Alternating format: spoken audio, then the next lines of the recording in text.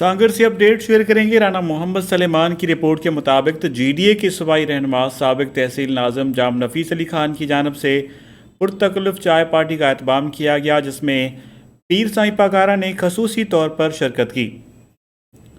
پیر پاکارہ سے سبقت اللہ راشدی نے اپنے مریدوں کو زیارت کا شرف بھی بخشا اور حاضرین سے ملاقات بھی کی۔ اس موقع پر انہوں نے ملک کی سلامتی، خوشحالی اور عوام کی فلاح بہبود کے لیے خصوصی دعا کی۔